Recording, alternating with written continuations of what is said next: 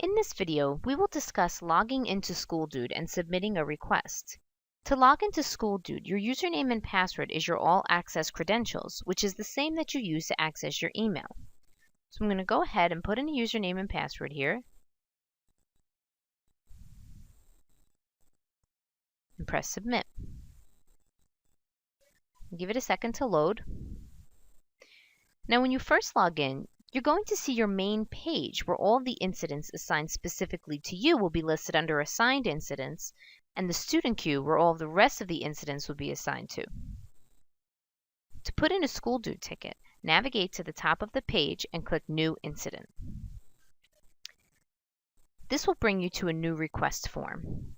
We'll go over each of these step by step. For step 1, you were asked to provide the location of the caller. From the Select Location drop-down menu, select what building they are located in. For this tutorial, let's choose Spiro Hall. Next, you will see an empty text box under area number. Filling in this space will provide more specifically where the person is located. This would be a good spot to write a room number or if there's something the office is specifically named. To be as specific as possible, we will write directly across from the Spiro Computer Labs. This will give the person reading this ticket a more detailed description of where this person is located. Let's move on to step 2. Select a problem type. You want to choose the closest possible topic that this incident falls under. Certain topics that you choose from this list will prompt particular questions. These questions should be asked on the phone to the caller. I'll show you an example of this. Let's say that the caller is phoning us to report an issue she is having with her printer. If we choose Printer from the Select Problem Type drop-down menu, you will see a little questionnaire show up asking 3 specific questions. The questionnaire becomes step 6 here on my page. These 3 questions are some of the most common issues related to printer problems.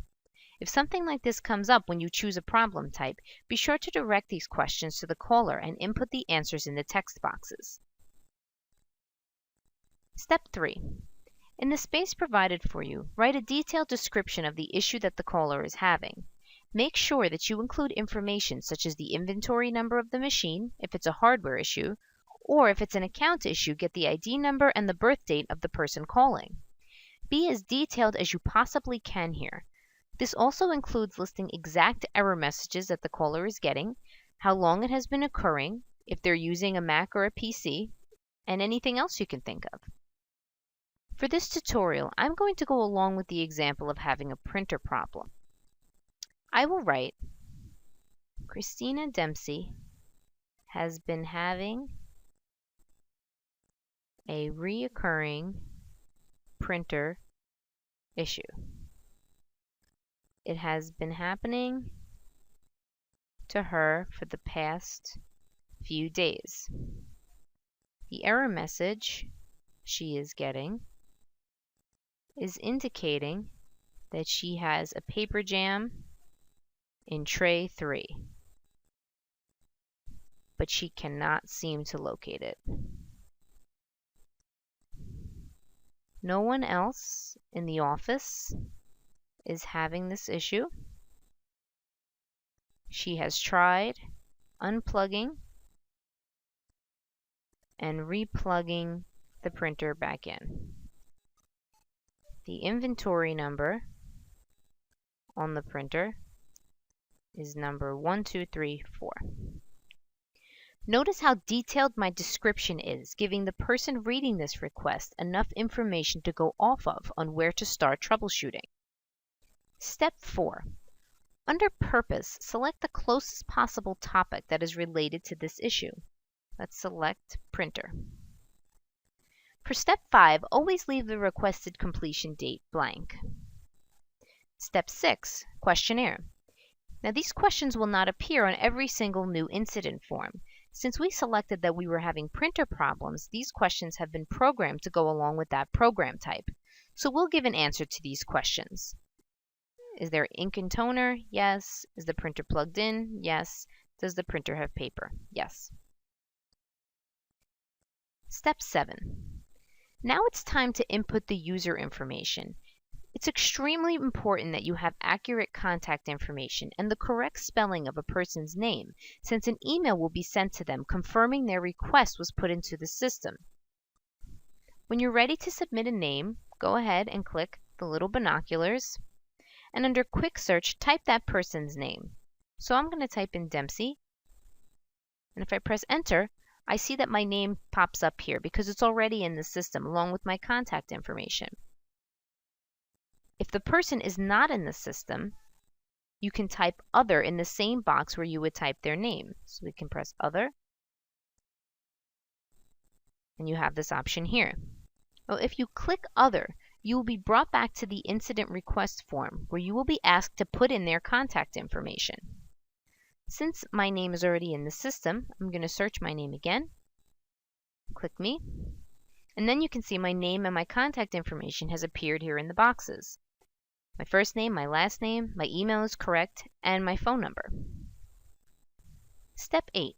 Action taken. The information that you put in here is the last step that you take when tending to the request before it has been completely closed. We'll talk more about this in our next video. For now, you can leave it blank. Step 9. If you choose, you can provide a file that would further enhance the incident request that you are creating. This could be anything from a document with a time log of how long the issue has been persisting, or even a screenshot of an error message that they may have gotten. To do this, press Attach a new file and press Browse to search for the file on your computer. We're not going to include an attachment with this example, but that's how you would do it if you were interested. Press Close to go back to your request. Scroll down a bit. Let's move on to step 10. If you're planning to work on this request, you can choose Yes here, and the request will automatically be added into your incident queue. So let's press Yes. And then when you're all set, press Submit to confirm your request. Your request will be given an incident number that the caller will receive in their email. Here's the request ID. And SchoolDude will send this number to the email address provided for the caller in the contact section. If you have assigned this request to yourself, you will be able to see it by clicking the Home tab and looking under Assigned Incidents. If you have not assigned this request to yourself, you can search it by the incident number or the name of the person, and it will appear in the search field. You could just type their name or type the request number in this box here. It will not appear in the student queue located on your main page, right here, until an administrator has directed it there. This concludes the tutorial on logging into and making a request in SchoolDude.